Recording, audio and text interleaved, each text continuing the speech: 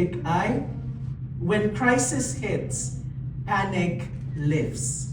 Totoo po ba? Kapag may crisis, kapag po merong trials, kapag may mga problema sa ating mga buhay, ang tumataas po ay ang panic. Minsan tumataas yung BP.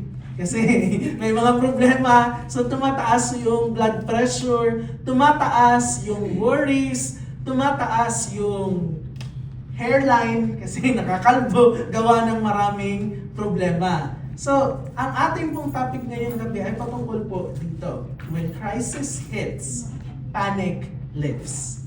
Hindi po yan yung totoo po nating topic. Ang ating pong topic ay when crisis hits, prayer lives. Dapat sa panahon na tayo po'y may mga problema, hindi po dapat yung panic yung tumataas sa atin. But it should be our prayer. Kapag may problema, mas lalo po tayo dapat nananalangin. Hindi po kapag may problema, ang iniisip agad, sino yung mahihiraman ko this time?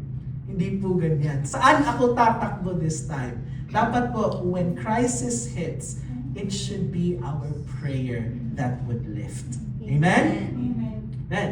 So yung idea po natin is that God's people are often in crisis. Yung mga anak ng Diyos, tayo po, na mga pinili ng Diyos, madalas in crisis. But God is kind. And He has all the resources that they need. Let us all pray. Heavenly Father, we thank you for this night. We thank you for your message, and we claim, God, that you would go out of this place carrying your message in our hearts, transforming our lives. And we pray that we would live by your words, we live by faith and hope that you are with us and that you would do what you promised to do in your words. This all we ask and pray in Jesus' name. Amen. So we live in a time, tayo po nabubuhay ngayon sa time that one person called polycrisis. So polycrisis, poly, ibig sabihin marami.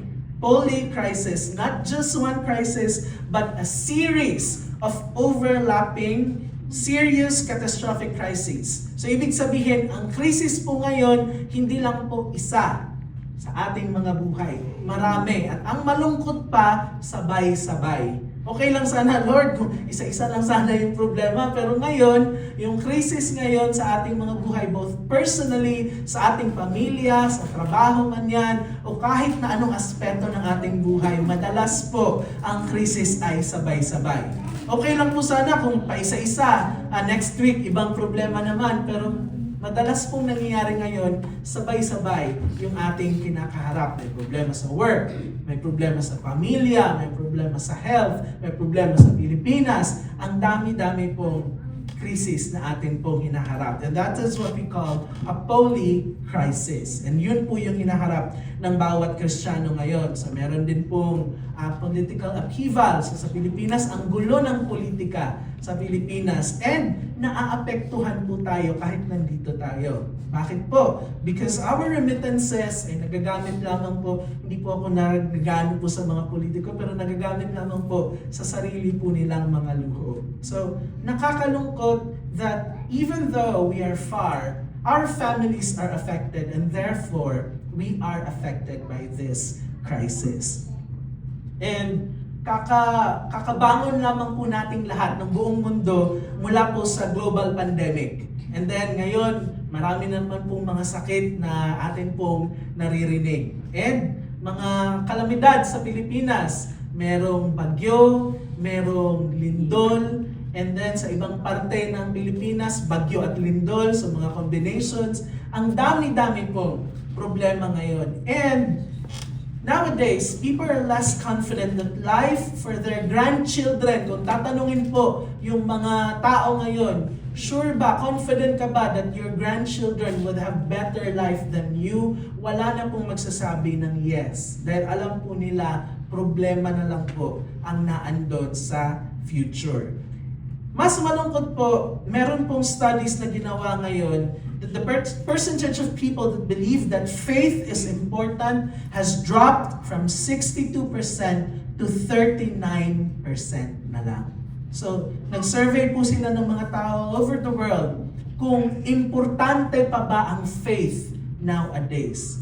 Galing po sa 62%, bumaba po ng 39% ang nagsasabi na importante pa rin yung faith. People are losing faith in faith. Sa faith mismo, naglo-lose na po sila ng faith. And life is not getting better. So how do you hold on to the hope in the age of holy crisis? So sa crisis po, ang ating pong pag-uusapan ngayon, kagaya po na aking sinabi, ay patungkol po sa buhay ni Elisha. So dati si Elijah. Ngayon po ang ating pag-uusapan ay si Elisha. Hindi po sila mag-asawa. So, lalaki po si Elisha, hindi po mag-asawa yan. So, ang Elisha po ay isa din pong propeta and siya din po yung sumunod kay Elijah. So, nung kinuha ni Lord si Elijah, ang nagmana ng kanyang ministry ay si Elisha. So, wag po tayong malito. Elijah, yung nauna, and ngayon po, si Elisha naman po yung ating pag-uusapan. So, si Prophet Elisha po, marami din pong miracles na kanya pong nagawa. Una po, may namatay na bata, kanya pong binuhay.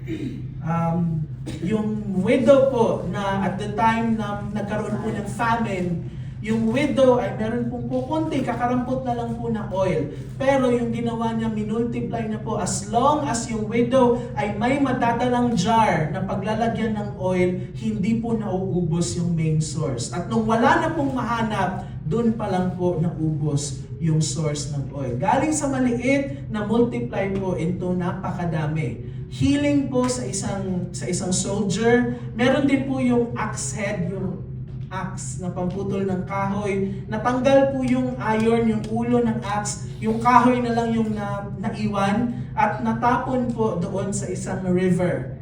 At napalutang niya po itong axe. So napaka-imposible, mabigat na bagay, lumutang. Pero dahil po sa kanyang pananampalataya and even feeding 100 people out of napaka-limited na number ng bread. So, mga nagawa ni Jesus Christ din, nagawa din po nitong prophet na si Elisha because of his faith to God. Elisha didn't live in an easy time. Bakit po? Paano po siya nabuhay? Kailan nabuhay si Elisha? Ito po yung ating kwento.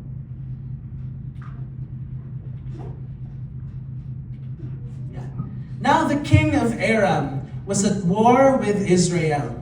After conferring with his officers, he said, I will set up my camp in such and such a place. So ibig sabihin, Elisha lived in a time that there was war with Israel and Aram. So, nabuhay po siya ng mayroong war ang Israel, ang kanyang bayan, at saka ang bayan ng Aram. So, mahirap po na kapag po tayo ay nabubuhay sa time ng war. Example, kapag tayo po ay, example lang, Ukrainians po tayo. Tapos nagpaulan po ng mga bomba yung Russia sa atin. Mahirap po ang buhay kapag ganun. We do not experience it now, pero kung tutuusin po, kung tayo po ay nabubuhay sa mga bansa kung saan pinapaulanan po ng bomba araw-araw, mahirap po yung buhay. And this is the time where Elisha lived. Sa panahon po ng giyera. We don't know much about the details sa giyera na ito, but we know that it is very vast kasi po sa ating storya mamaya, makikita po natin that Elisha's servant was very, very afraid and terrified at this time. So, mabilis naman po ito. There was a problem in Israel, and Israel, imbis na yung faith nila ay aakyat ng aakyat dahil sa mga pagsubok, pababa po ng pababa yung kanilang pananampalataya, and eventually they forgot to serve the Lord. Napakalungkot po na dahil napakaraming problema, mas nakafocus po sila sa problema at kinalimutan yung Diyos. So nawa po, baliktad po yung ating gagawin. When we face problems, trials of many kinds, nawa po it would compel us to go closer to God, not farther from God. So first, kagaya nga po ng binasa kanina, God's people are often in crisis. Mga tao, mga pinili ng Diyos, madalas po ay nasa crisis. So, Basahin po natin in Hebrews 11:35 to 38. New Testament na po ito. Bakit po sinasabi na until ngayon, lahat ng mga tao, mga pinili ng Diyos ay nasa problema pa rin? Women received back their dead, raised to life again. There were others who were tortured. So mga disciples ng Panginoon, tortured, refusing to be released so that they might gain an even better resurrection. Some faced jeers and flogging and even chains and imprisonment. Kinukulong po yung mga disciples ng Panginoon. They were put to death by stoning. Imagine, babatuhin ka until sa mamatay ka. Okay, sana kung madiretso sa ulo at malaking bato, patay ka kaagad. Pero paunti-unti, maliliit na bato, tapos hanggang sa mamatay ka. They were sawed in two. So, ibig sabihin, anong saw? Nilagari, hiniwa into two parts. They were killed by the sword. They went about in sheepskins and goatskins, destitute, persecuted, and mistreated. The world was not worthy of them. They wandered in the deserts and mountains, living in caves and in holes in the ground. So, ibig sabihin, up until now, ang buhay po ng Kristiyano, masayang tunay man, ay mahirap po. Hindi po madali ang pagiging Kristiyano. Hindi po madali na tayo po ay sumunod sa Panginoon. And yun po yung sinasabi ng Diyos sa atin. Nire-remind tayo that even though we are God's people, we are often and constantly tried and tested. Meron pong trials at testing sa ating mga buhay. Being part of God's people does not exempt us from having trouble. Yun po yung message atin tonight. Na kahit na sabihin natin mga Kristiyano po tayo, hindi po tayo exempted sa mga pagsubok at sa mga problema. So if you find that life is difficult or very difficult, sinabi po yan, 1 Peter 4:12 to 13, Dear friends, do not be surprised at the fiery ordeal that has come on you to test you, as though something strange were happening to you. So ibig sabihin, hindi na po bago dapat na tayo po ay sinusubok, but rejoice in as much as you participate in the suffering of Christ, so that you may be overjoyed when His glory is revealed. The more na mahirap yung ating pong pinagdadaanan ngayon, the more na ma-appreciate natin yung pagbalik ng ating Panginoon, because there will be no more sufferings when He would return. So wag po tayong mabahala, wag po tayong magtaka na tayo po ay dumadaan sa maraming problema. And sinasabi po yan, nire-remind po tayo that we would surely go through many problems, many troubles, and many trials. So wag po tayong magtaka why we are suffering here. Mas magtaka po tayo kung nag-enjoy po tayo dito sa mundo.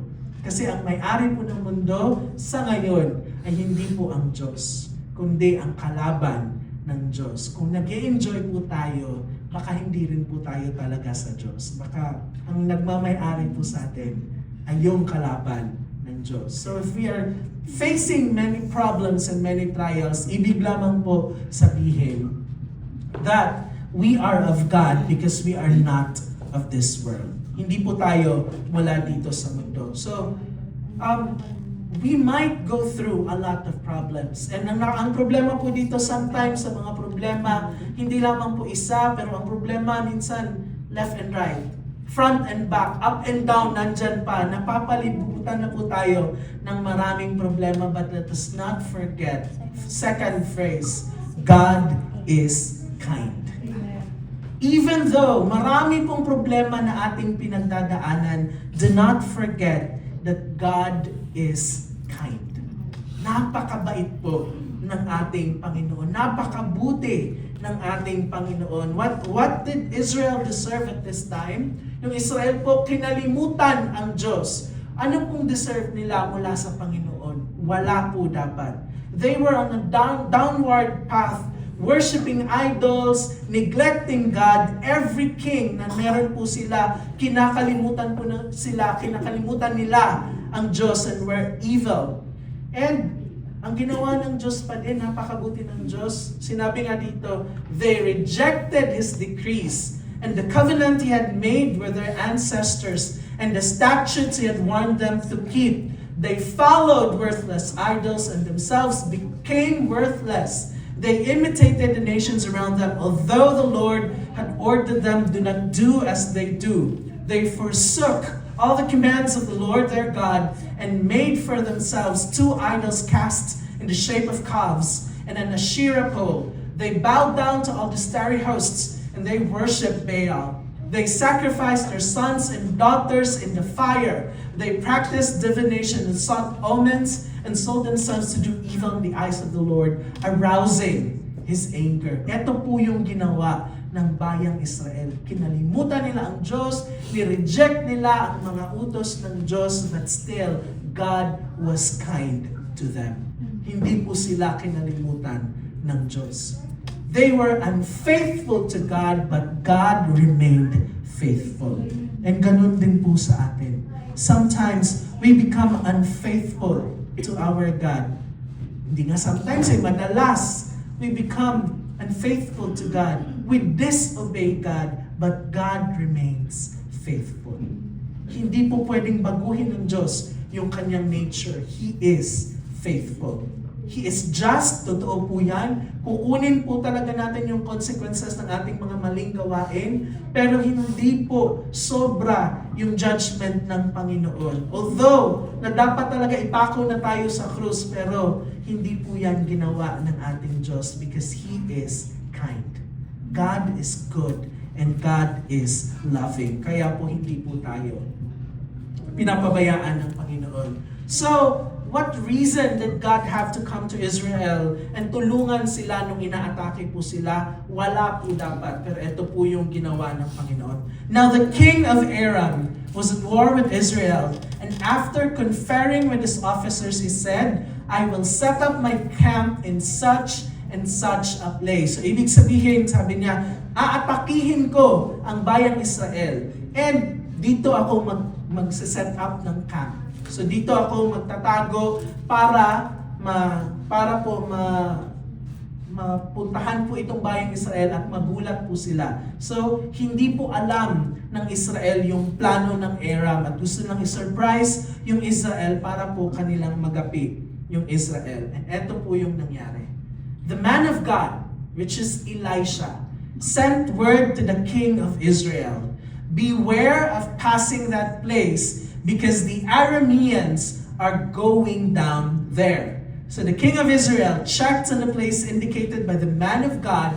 Time and again, Elisha warned the king so that he was on his guard in such places. So kapag aalis po yung hari ng Israel at dadaan sa isang lugar na to, sinasabihan po siya ng man of God, ni Elisha, huwag ka dyan dumaan nang aabang yung king of Aram dyan para ikaw ay ma-ambush.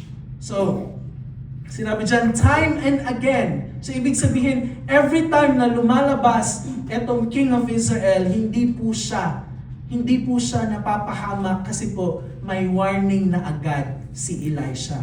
And itong king of Aram, palagi, sige, dito naman tayo, baka this time makuha na natin, maka-jackpot na tayo. Pagkadating na papunta na sana doon yung king of Israel, nagsasabi na naman po si Elisha, huwag ka dyan, kasi nag-aabang sila dyan sa'yo. Dito naman pupunta, huwag ka dyan, nag-aabang sila sa'yo. Nagpaplano po yung kanilang kalaban, but they were not able to be victorious because God is with Elisha.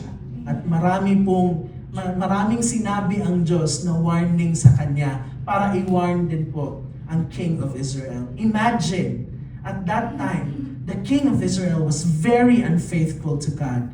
The king of Israel neglected and rejected God, but still God is so kind na ayaw pa rin niyang mapahamak yung hari ng Israel. Therefore, He sent Elisha to warn them. And dapat po, ilang beses na po tayong dapat napapahamak. But God sends people and circumstances para po tayo ay mailayo sa kapahamakan. We don't deserve those times. We don't deserve second chances or second life. Marami na po dito pangalawang buhay na ang binigay ng Diyos. Pero hindi po natin deserve ang mga yon, but still, God gives second chances.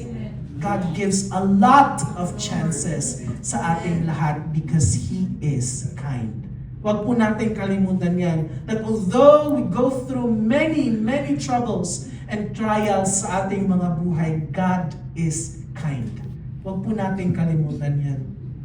God loves to come to our aid, to come to the aid of His people, and He doesn't do what we deserve. He does it because He is gracious. Napakarami po yung grace ng Panginoon sa atin. We are often in troubles and we certainly don't deserve God's help. But God loves to be gracious. Gustong-gusto po ng Diyos na tumulong sa atin. And tayo lamang po yung matigas yung ulo, pero God never changes. Kung gaano po kapasensyoso yung Ama sa kanyang anak, ganun din po yung pagmamahal ng Diyos sa atin. That even though napakatigas ng ating mga ulo, even though hindi tayo sumusunod sa ating Ama, patuloy po yung unlimited na pagmamahal ng Diyos po sa ating lahat. Because God is kind. Next po, He has all the resources that they need. As you can imagine, yung king of Syria po, galit na galit. So sinabi niya dito, this enraged the king of Aram, or Syria at this time. He summoned his officers and demanded of them, tell me, sino sa inyo ang nasa side ng Israel? May spiya ba dito? Meron bang nagsusumbong sa king of Israel? Bakit sa kada plano ko nalalaman niya? None of us, my lord the king, said one of his officers. But Elisha, the prophet who is in Israel, tells the king of Israel the very words you speak in your bedroom. Kahit na sinabi mo yan, sinabi niya sa hari ng Aram, kahit na sinabi mo yan, yung plano na yan, sa napakasikreto mong lugar, kahit sa bedroom mo yan pinlano, pero nalalaman po ng Israel, ng king of Israel, because of Elisha. Because Elisha always talk to God. So, ibig sabihin, wala pong naitatago sa ating Panginoon. Tingin po natin, meron po tayong naitatago sa Diyos, pero wala pong naitatago sa ating Panginoon. And kung tayo po yung king of Aram, siguro mafa-frustrate po tayo. So, ang dami na pong ginawa. And in the end, yung mission po na kanyang ibinigay ay ito po. Go find out where he is, kung saan si Elisha. The king ordered, so I can send men and capture him. The report came back, he is in Dothan.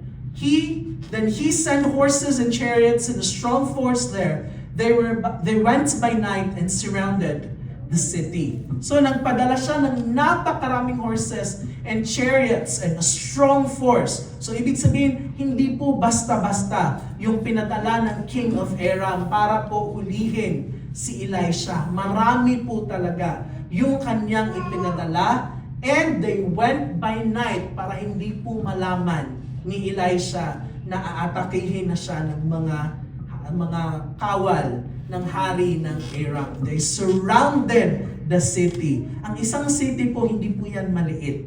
Malaki po yan. And for you to be able to surround, dapat po marami ka rin pong ipadala. And nakakapagtaka, ang kanila pong goal ay mahuli ang iisang tao at napakarami po yung kanyang pinadala. So, probably, wala po sa atin dito na kapag gigising, makikita natin may pinadala po yung kaaway natin na napakarami din pong mga kaaway. Pero hindi po ganyan yung situation natin. Sinabi dito, noong gumising siya, when the servant of the man of God, so ibig sabihin may servant po si Elisha. When the servant of the man of God got up and went out early the next morning, an army with horses and chariots had surrounded the city. And sinabi niya, oh no, my Lord, what shall we do? The servant asked. So ang sinabi dito, nagpanic po yung kanyang servant. Anong gagawin natin? Siguro sa isip-isip niya, katapusan na natin to, ang dami-daming ipinadala ng king of Aram. So, anong gagawin natin? Sinabi po dito ni Elisha, don't be afraid. The prophet answered, those who are with us are more than those who are with them. So, uulitin ko po. 2 piraso lang po sila. Si Elisha at saka yung kanyang servant. Elisha at saka yung kanyang servant. Ang pinadala ng King of Aram ay nakasurround sa buong city na kung saan po sila naandon at that moment. Pero ang sinasabi dito ni Elisha, those who are with us, dalawa lang po sila, pero sinabi niya sa kanyang servant, ang kasama natin ay mas marami pa kaysa sa pumapaligid sa atin. Ganun po yung sinabi ni Elisha. So etong kanyang servant, naguguluhan po kasi ang sinabi, nung nagising po siya, ang dami-daming nakapaligid sa kanila. And then, sinasabi ngayon ni Elisha, huwag kang matakot. Kasi ang kasama natin ay mas marami kaysa sa kanila na pumapaligid sa atin. So bakit po? Sinabi dito, verse 17, and Elisha prayed, open his eyes, Lord, so that he may see. Then the Lord opened the servant's eyes, and he looked and saw the hills full of horses and chariots of fire all around Elisha. And there are a lot of battles po na ganito po yung ating situation. Ang dami-daming problema na nakapaligid sa atin. Pinapalibutan tayo ng maraming kaaway at maraming mga problema. But the fact remains that there are also horses and chariots of fire all around us, protecting us. We may not see that God is working and that God is moving, but He is moving. Huwag po natin kalimutan yan. We may not see that God is working something for our good, but God is moving. Hindi po natutulog ang ating Panginoon. Hindi ibig sabihin na wala tayong nakikitang ginagawa ang Diyos ay hindi na po siya gumagalaw. He is always working for our good. Protecting us every time sa lahat ng mga gustong manakit po sa atin. So, God's people are often in crisis, but God is kind and He has all the resources that they need. Yung sumusurround po sa atin na mga armies of angels ng Panginoon, yun po yung resources ng Diyos. He has all the resources. Wala na po tayo kailangan pa mula sa iba because God is giving us the answer to our prayers. So since God is our all-sufficient resource, believers, tayo pong mga believers should pray and not panic when crises hit.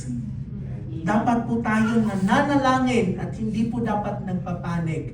Crises, kapag nakikita niyo po na CRISES, ang ibig po sabihin niyan ay plural. So, maraming crises.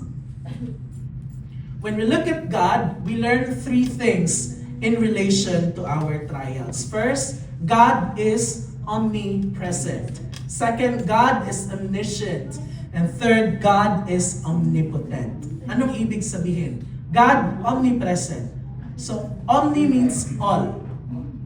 All present. Kahit saan po naandun ang Diyos. So, kapag tayo po ay nanalangin kahit sa banyo pa yan, kahit sa kotse, kahit sa metro, kahit sa bus, sa taxi, or kahit saan ka man, God is there with you.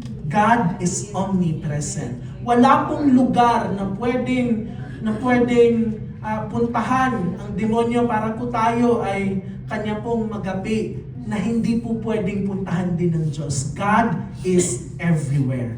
Wala pong pwedeng pagtaguan tayo, but God is omnipresent. Next, God is omniscient. Ibig po sabihin ng omniscient is all-knowing. Alam po ng Diyos ang lahat. Kahit na po na tinatago ng kaaway sa atin yung kanilang mga plano, but God knows everything.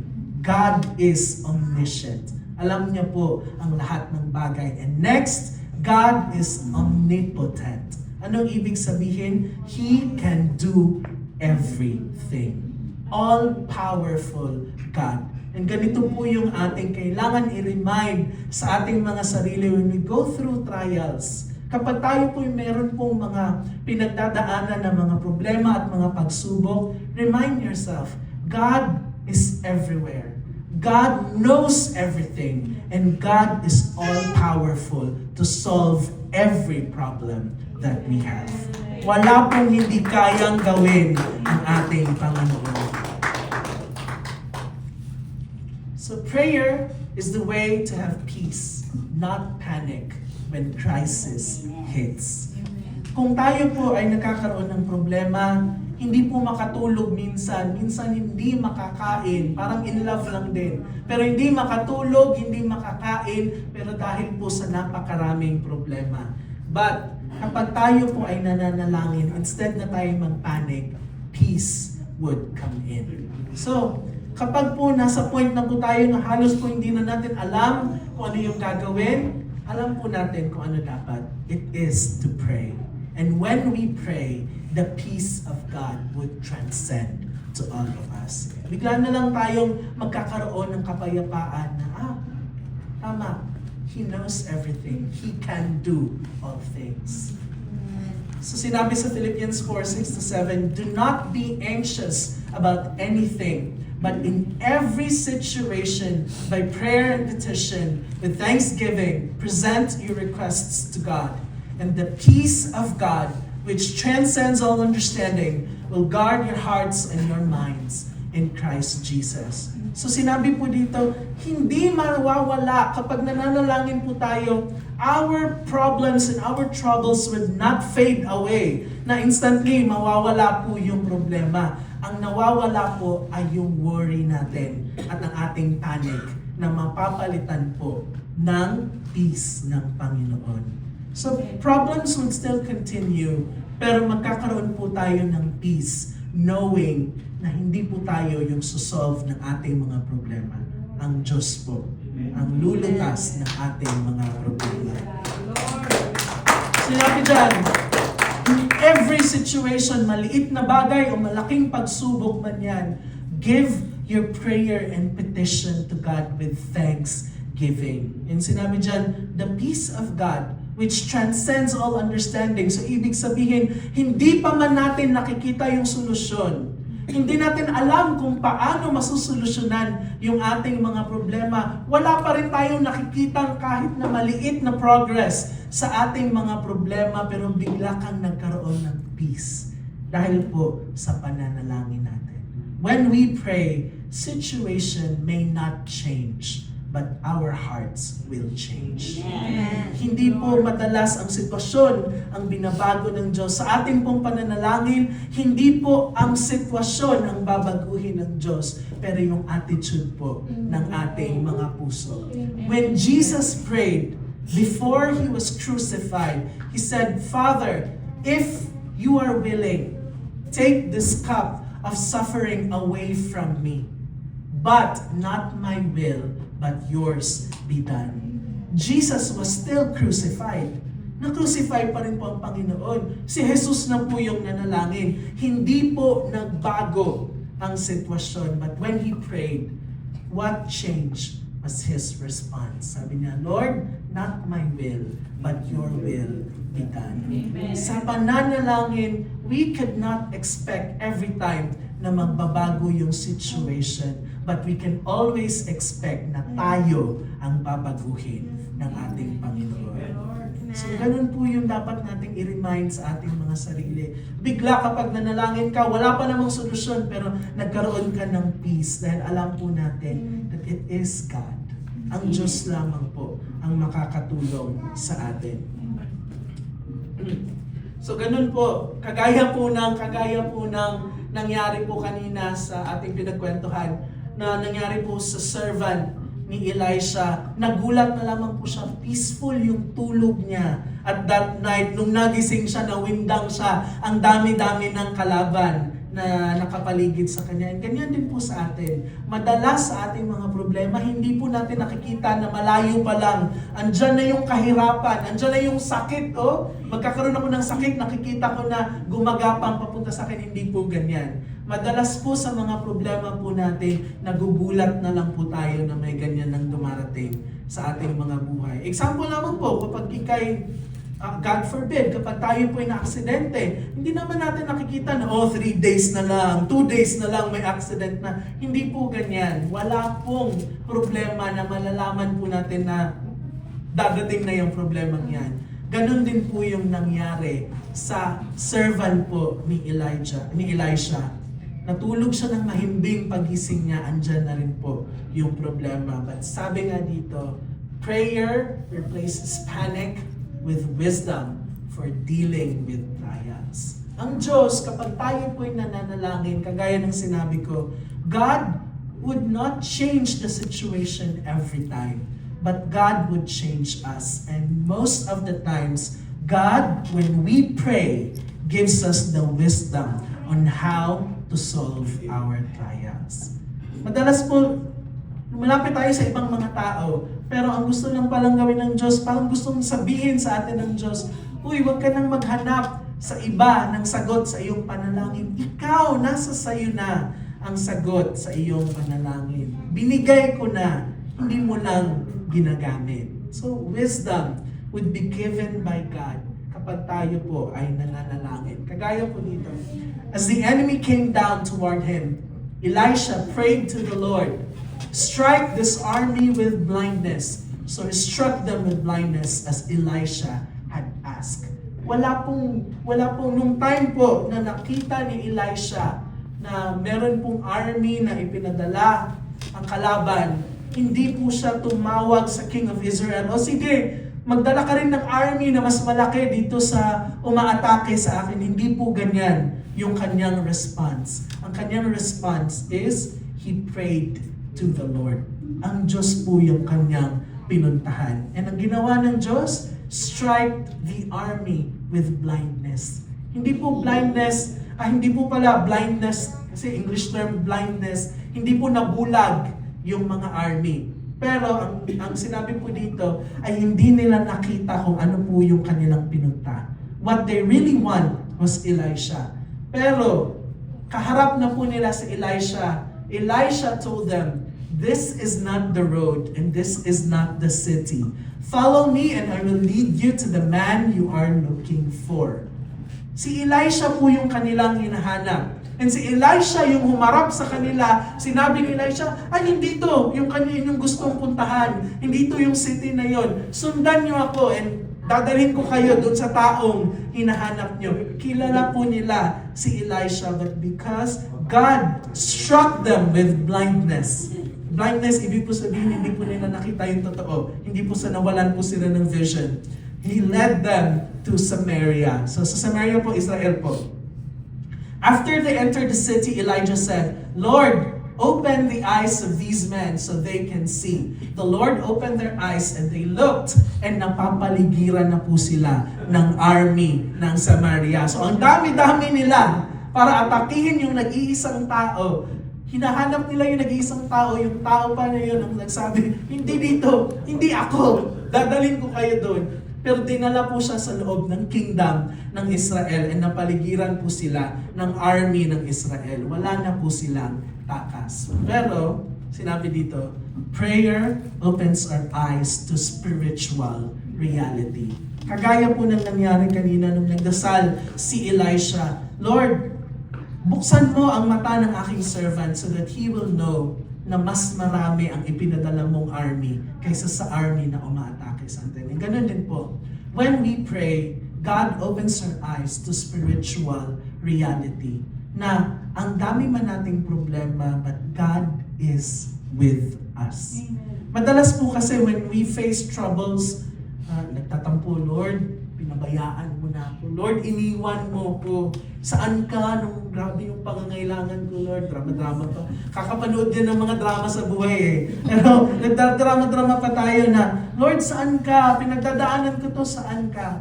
But when we pray, God opens our eyes to the spiritual reality that God is holding our hands all along. Hindi po tayo binitawan ng Panginoon. When we faced those troubles and trials na ating pinagdaanan, tayo lamang po yung nagiging manhid na hawak pala ng Diyos yung ating mga kamay nung pinagdadaanan natin yung mga problemang yun. Namanhid lang po tayo, hindi natin nakita na hawak-hawak pala niya tayo. But when we pray, God opens our eyes to the spiritual reality that He is with us all along. From the beginning unto the end, nandun po siya at hindi niya po tayo iniwan. Next, when the king of Israel saw them, he asked Elisha. So nakita na, hindi nila alam na nandun na pala, napapaligiran na sila ng army ng Israel. So sinabi dito ng king of Israel, ano, papatayin na ba natin tong mga dinala mo dito na hindi pala nila alam na nasa loob na sila ng Israel? So papatayin na ba natin to? Pero sinabi niya, do not kill them. He answered, would you kill those you have captured with your own sword and bow? Set food and water before them so that they may eat and drink and then go back to their master. So instead na patayin yung mga tao na papatay dapat sa kanya, ang sinabi niya, pakainin at painumin niyang mga yan, and then they can go back to their master. Prayer makes possible what is humanly impossible. Hindi kaya nating gawin, pero kayang gawin kapag tayo po ay nananalangin. Let us all remember that when we pray, God is compelled to move. Kapag tayo po'y nananalangin, ang Diyos po ay nako-compel na may gagawin. Kagaya po ng pangako ng Panginoon that when you pray in the name of Jesus, I will give it to you. Ganun din po, kapag tayo po'y nananalangin, God is compelled to move. Our prayer compels the action of the Lord. So, kapag tayo po'y nananalangin, kahit na po imposible sa ating paningin, kayang-kaya po gawin ng ating Panginoon. Amen? Amen. So often when we pray, we forget that we are asking God to do the humanly impossible. Kagaya po ng ipag-pray po natin yung salvation ng ating mga pamilya. That is impossible para po sa atin. But God can do it for us. Kung tayo lang, hindi natin mababago yung ating mga mahal sa buhay. Hindi natin even mabago yung ating mga sarili kung tayo lamang po. But when we pray, God can do the impossible.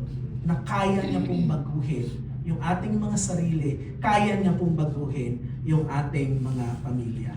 Lastly, so He prepared a great feast for them. And after they had finished eating and drinking, He sent them away and they returned to their master. So the bands from Aram stopped raiding Israel's territory. Dahil po sa pagkaroon po ng compassion at pinalampas niya po yung mga army na kanya pong nadala sa Israel, kanya pong nadala sa Israel, imbis na kanya pong patayin yung mga taong yun, pinakain niya, nagkaroon pa nga doon ng great feast. And after silang kumain at uminom, pinauwi na niya. And dahil doon sa compassion na ipinakita ni Elisha, sinabi dyan sa last, those people from Aram stopped raiding Israel's territory. Hindi na po sila umaatake sa Israel. Nagkaroon na po ng peace sa bayan ng Israel. And that is because when he prayed, when Elisha prayed, God gave him the wisdom on how to solve the situation. And nang nagkaroon po ng result, Aram stopped raiding Israel's territory. In Christ, we have access to God as our all-sufficient resource. So, all-sufficient, ibig sabihin, enough na po ang pagpunta natin kay Kristo. Wala na po tayong dapat hahanapin pa. And if we will learn to know God as Elisha did, and to pray as he prayed, we will not panic when trials hit. Kailangan po manalangin po tayo every time that we face trials. Huwag po tayong sumuko. Pray and pray and pray to God. And when we do that, makikilala po natin ulit ng Diyos. Maaalala po natin that He is omnipresent, omniscient, and omnipotent. Na wala pong hindi kayang gawin yung ating Panginoon. So the question now, are you facing trials now? Sabihan po natin yung ating mga katabi, are you facing trials now? Yes, I am. Don't sagot. Are you facing trials now? Yes, I am. Don't sagot. Are you facing trials? Ang dami-daming trials na pinagdadaanan ngayon. But ang atin pong i-remind sa ating mga katabi, please remind your seatmates. Don't panic, just pray. All glory to God.